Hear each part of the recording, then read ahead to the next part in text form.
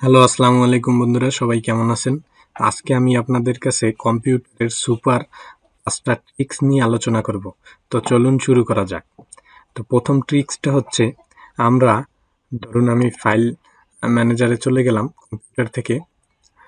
অনেক সময় হয় কি, আমাদের গুরুত্বপূর্ণ কোনো ফাইল খোঁজার দরকার হয়ে থাকে, ঠিক আছে?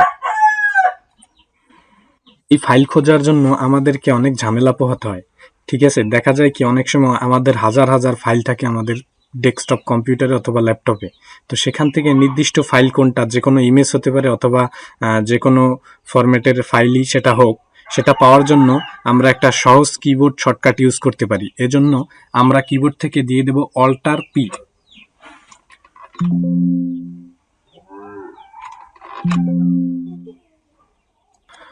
তো বন্ধুরা, অল্টার পি প্রেস করার পরে আমাদের ডান পাশে দেখতে পাবেন এখানে লেখা আছে সিলেক্টে ফাইল টু প্রিভিউ, অর্থাৎ আমাদের প্রিভিউ অপশনটা চালু হয়ে গেছে অল্টার পি প্রেস করার পর। আমরা চাইলে যে কোনো ফাইলের উপরে যদি আমরা মাউসের কার্সার রেখে ক্লিক করি, তাহলে আমাদের এপাশে কিন্তু প্রিভিউটা দেখা যাবে যে আসলে এইটার মধ্যে কি আছে। অথবা আমি যদি এইখানে ক্লিক করি, তাহলে দেখতে পাবেন, অর্থাৎ আমি যে কোনো ফাইলের উপরে ক্লিক করলে আমাদের সামনে কিন্তু সেটা ওপেন হবে, ঠিক আছে? যে কোনো, সেটা ইমেজ হতে পারে বা যে কোনো ফাইল হতে পারে। তো এটা খুবই গুরুত্বপূর্ণ এবং খুব সুন্দর একটা ট্রিক ছিল, যেটা আমাদের সময়কে অনেক বেশি বাঁচিয়ে দেবে। বন্ধুরা, আমার দ্বিতীয় ট্রিক্সটি হচ্ছে আমার মাউসের ব্যবহার। তো মাউসের ব্যবহারের জন্য ধরুন আমরা এখানে একটা প্যারাগ্রাফ আছে, তো প্যারাগ্রাফটার যে কোনো একটা ওয়ার্ডকে সিলেক্ট করতে চাই। তো ধরুন আমরা পুরো প্যারাগ্রাফটা সিলেক্ট করার জন্য আমরা কন্ট্রোল এ প্রেস করলেই কিন্তু আমাদের পুরো প্যারাগ্রাফটা সিলেক্ট হয়ে যায়, ঠিক আছে? কিন্তু আমরা সেটা করতে চাই না, আমরা চাই এর মধ্যে থেকে যে কোনো একটা ওয়ার্ডকে সিলেক্ট করতে। ধরুন আমি কনভারসেশন সিলেক্ট করছি, এর জন্য কনভারসেশনের যে কোনো এক জায়গায়, ওয়ার্ডের যে কোনো এক জায়গায় মাউস রেখে যদি আমরা ডাবল ক্লিক করি, তাহলে কিন্তু আমাদের যে কোনো ওয়ার্ড সিলেক্ট হয়ে যাবে। ধরুন আমি যদি এখান থেকে মেইনটেন্সে ক্লিক করি, তাহলে দেখতে পাবেন যে কোনো একটা ওয়ার্ড সিলেক্ট হয়ে যাচ্ছে। তারপর যদি আমি মেইকে ক্লিক করি, দেখতে পাচ্ছেন মাউসের মাউসে ডাবল ক্লিক করার সাথে সাথে যে কোনো ওয়ার্ড সিলেক্ট হয়ে যাচ্ছে। আবার যদি আমরা কিবোর্ডের কন্ট্রোল এ প্রেস না করে যদি একসাথে যে কোনো ওয়ার্ডের উপরে মাউসের কার্সার রাখার পরে একসাথে 3টে ক্লিক করি, তাহলে কিন্তু আমাদের পুরো লাইনটা সিলেক্ট হয়ে যায়, ঠিক আছে? ধরুন আমি এখান থেকে যদি এখানে মাউসে 3টে ক্লিক করি, তাহলে কিন্তু আমাদের পুরো লাইনটা একেবারে সিলেক্ট হয়ে যাবে। পুরো লাইন সিলেক্ট করার ক্ষেত্রে অথবা যে কোনো একটা ওয়ার্ড সিলেক্ট করার ক্ষেত্রে মাউসের এই ব্যবহারটা আপনারা শিখে নিতে পারেন, তাহলে কিন্তু আপনাদের সময় অনেক বেশি বেঁচে যাবে। বন্ধুরা, আমার তৃতীয় ট্রিক্সটি হচ্ছে, আমি যদি যে কোনো একটা ওয়েবসাইট থেকে বা যে কোনো একটা জায়গা থেকে বা নোট থেকে যদি আমরা যে কোনো লেখাকে সিলেক্ট করতে চাই, সেক্ষেত্রে ধরতে পারেন আমি যদি এই লেখাটাকে সিলেক্ট করে আমি কিবোর্ড থেকে কন্ট্রোল সি প্রেস করি, তাহলে কিন্তু লেখাটা কপি হয়ে গেল, ঠিক আছে? তারপরে আবার যদি আমি আমি এই লেখাটাকে কপি করি, আবার কিবোর্ড থেকে কন্ট্রোল সি প্রেস করি, কপি হয়ে গেল। তারপর যদি আমি আমি এখান থেকে এই লেখাটা কপি করি,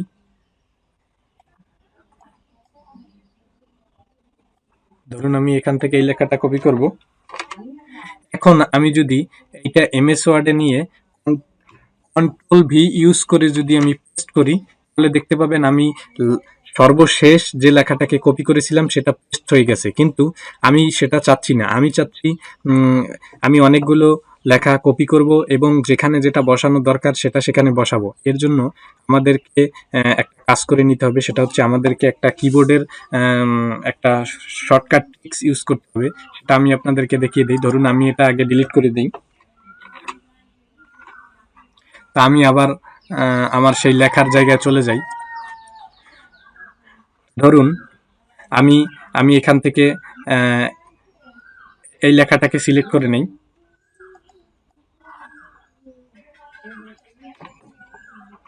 এইটা আমি কপি করে নিচ্ছি।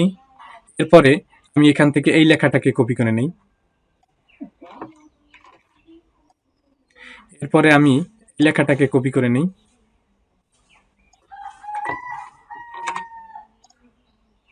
এরপরে আমি এই লেখাটাকে কপি করে নেই।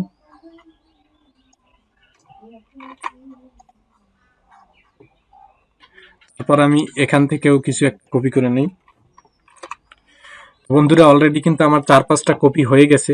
তো এখন যদি আমি এমএস ওয়ার্ডে গিয়ে আগের মতো পেস্ট করে দেই, তাহলে আমি সর্বশেষ যেটা কপি করছিলাম সেটা পেস্ট হয়ে যাবে। কিন্তু আমি যেখানে যেটা বসাতে চাই এবং আলাদা আলাদাভাবে পেস্ট করতে চাই, এজন্য আমাকে যে শর্টকাটটা ইউজ করতে হবে সেটা হচ্ছে কিবোর্ড থেকে আপনাদের যে উইন্ডোজ বাটনটা আছে, উইন্ডোজ প্লাস ভি, আমি উইন্ডোজ এবং ভি বাটন প্রেস করে দিই।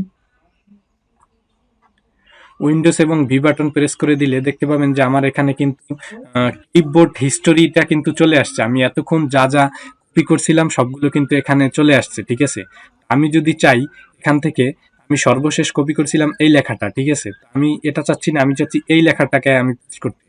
আমি এটার উপর ক্লিক করে দেই, দেখতেই পাচ্ছেন যে আমার কিন্তু এই লেখাটা পেস্ট হয়ে গেছে। এখন যদি আমি এই নিচে এসে এখন যদি আমি আর একটা করতে চাই, আমি আবার কিবোর্ড থেকে কন্ট্রোল ভি প্রেস করি, তারপর দেখতে পাবেন যে এই যে দ্বিতীয় লেখাটা, আমি এই দ্বিতীয় লেখাটাকে করতে চাই, তাহলে আমার কিন্তু এই দ্বিতীয় লেখাটা পেস্ট হয়ে গেছে, ঠিক আছে বন্ধুরা। তো আমি যদি আবার এরপরে আর একটা লেখা পেস্ট করতে চাই, তাহলে আবার আমি কিবোর্ড থেকে কন্ট্রোল ভি প্রেস করে দেই। প্রেস করে দেওয়ার পরে এরপরে আমি এখান থেকে একেবারে শেষের লেখাটাকে পেস্ট করে দিতে চাই। তো বন্ধুরা দেখতেই পাচ্ছেন খুব সুন্দরভাবে কিন্তু আমি যেখানে যেটা বসাতে চাচ্ছি সেটা সেখানে আমি পেস্ট করতে পারতেছি। তো এইভাবে চাইলে আপনারা উইন্ডোজ এবং ভি বাটন প্রেস করে এই কিবোর্ডের শর্টকাটটা ইউজ করে কিন্তু আপনারা আপনাদের সময়টাকে অনেক বেশি বাঁচাতে পারেন। 4 নম্বরে আমি যে ট্রিক্সটা নিয়ে আলোচনা করব সেটা হচ্ছে, এই যে আপনারা নিচে টাস্ক বারে দেখতে পাচ্ছেন যে আমি কোন কোন সফটওয়্যারগুলো ইউজ করছি, যেমন আমি মাইক্রোসফট নোট, এমএস ওয়ার্ড, তারপর এখানে আছে ওয়ান নোট, এখানে ব্রাউজার ইউজ করছি, পাওয়ার পয়েন্ট ইউজ করছি, ঠিক আছে। এখানে কিন্তু বোঝা যাচ্ছে যে আমি কোন কোন সফটওয়্যারে কিছুক্ষণ আগে আমি ঢুকছিলাম, ঠিক আছে। হঠাৎ করে কেউ যদি আসে, আপনি চাচ্ছেন যে তাকে আপনি দেখাতে চান না যে আপনি কোন কোন সফটওয়্যার ইউজ করেছেন, তো সেক্ষেত্রে আপনার একটা ট্রিক্স আছে, সেটা বুদ্ধিটা কাটিয়ে আপনি কিন্তু কম্পিউটারের উইন্ডোজ ওপেন করার সাথে সাথে যে ধরনের ইন্টারফেস আসবে, অর্থাৎ একেবারে ওপেন হলে নতুনভাবে যেভাবে আসে, সেইটা কিন্তু আপনি হঠাৎ করে এক ক্লিকের মাধ্যমে করে রাখলে সে কিন্তু এসে বুঝতে পারবে না যে আপনি কোন কোন সফটওয়্যার ইউজ করছেন। এজন্য আপনাকে যেতে হবে, এই যে দেখতে পাচ্ছেন যে আমার এইখানে যে স্টার্ট মেনু আছে, এটার পাশে সার্চ বার আছে, এর পাশে যে অপশনটা আছে এখানে কিন্তু আমি মাউস রাখছি পারি, কিন্তু আপনারা দেখতে পাচ্ছেন যে ডেস্কটপ 1, ডেস্কটপ 2 এবং নিউ ডেস্কটপ নামে একটা অপশন চলে আসছে, ঠিক আছে। তো সেক্ষেত্রে আমি যদি এখান থেকে যদি ডেস্কটপ 2 সিলেক্ট করে দেই, তাহলে কিন্তু বন্ধুরা আপনারা দেখতে পাবেন যে এখানে কিন্তু আমার আমি কোন কোন ভার্সন আমি ইউজ করছি সেটা কিন্তু সে দেখতে পাবে না, ঠিক আছে। তারপর আমি যদি এখান থেকে গিয়ে আবার যদি আমি নিউ ডেস্কটপে ক্লিক করি, তাহলে কিন্তু আহ, তাহলে কিন্তু একেবারে নতুন একটা ইন্টারফেস চলে আসবে। আবার যদি আমি ডেস্কটপ 1-এ ক্লিক করি, তাহলে কিন্তু আবার সেই পুরনো ভাবে যেভাবে শুরুতে ছিল, যে যে সফটওয়্যার ইউজ করছি সেগুলো ঠিক সুন্দরভাবে আমার সামনে আবার চলে আসছে। তো এইভাবে চাইলে কিন্তু আপনারা নিজেদের ব্যবহৃত সফটওয়্যার অর্থাৎ অন্যদের কাছ থেকে লুকিয়ে রাখতে পারেন। এই ছিল চতুর্থ নম্বর ট্রিক্স, এবং পঞ্চম ট্রিক্স নিয়ে আমি এখন আলোচনা করব।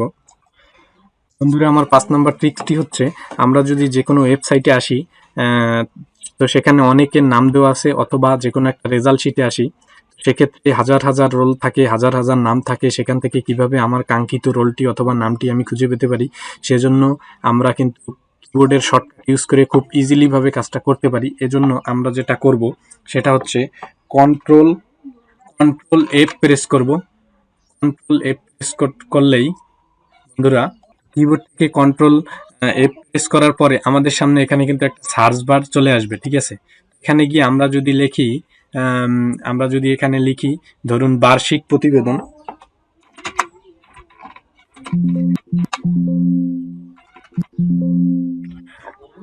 তো তো বন্ধুরা, বার্ষিক লেখার সাথে সাথে আমাদের এখানে এই পেজে যতগুলো বার্ষিক লেখা আছে, অর্থাৎ আমাদের এখানে কিন্তু দেখতে পাবেন 5/1, অর্থাৎ টোটাল 5টা জায়গায় বার্ষিক লেখা আছে। এই যে দেখতে পাবেন এখানে জায়গাগুলো কিন্তু কালার হয়ে গেছে।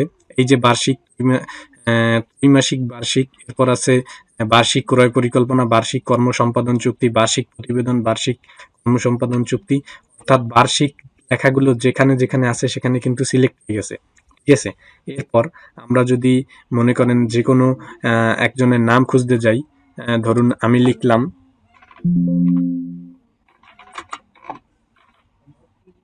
মোহাম্মদ, মোহাম্মদ লেখার সাথে সাথে কিন্তু এখানে মোহাম্মদ নামের যারা যারা আছে তাদের নামের পাশে কিন্তু কালার হয়ে গেছে, ঠিক আছে। এছাড়া আপনি যদি চান যে কোনো ধরনের লেখা যদি আপনি এখানে লিখে সার্চ করেন,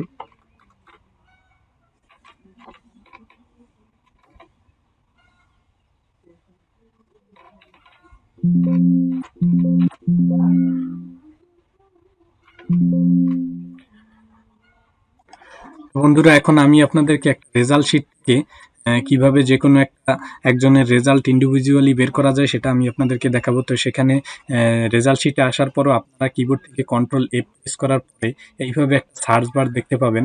সেখানে আপনারা যদি যে কোনো একটা রেজাল্ট দেখতে চান, ধরুন আমি রোল নাম্বার দিয়ে সার্চ করলাম, আমি একটা রোল নাম্বার লিখে দিই 2472।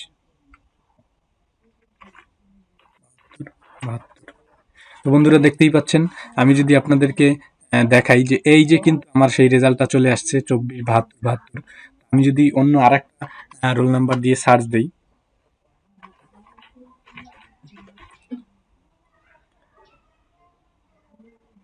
তো বন্ধুরা দেখতেই পাচ্ছেন এই যে 247501 রেজাল্টটাও কিন্তু শো হচ্ছে। আমি আরেকটা রেজাল্ট দিয়ে আরেকটা রোল নাম্বার দিয়ে সার্চ করি 254461।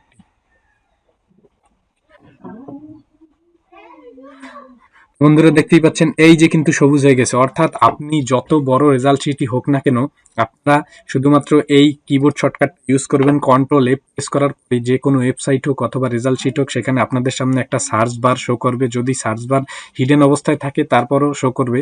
তো সেখানে আপনারা সার্চ করে যে কোনো কিছু আপনারা সহজেই বের করতে পারেন। এই ট্রিক্সটা আপনাদের কাজের ক্ষেত্রে সময়টাকে অনেক বেশি বাঁচিয়ে দিবে। তো এই ছিল আজকের টিউটোরিয়ালটা যদি ভালো লেগে থাকে তাহলে অবশ্যই আমার চ্যানেলটা সাবস্ক্রাইব করবেন এবং ভিডিওতে লাইক করবেন, কমেন্ট করবেন এবং বেশি বেশি শেয়ার করে দিবেন। ধন্যবাদ সবাইকে।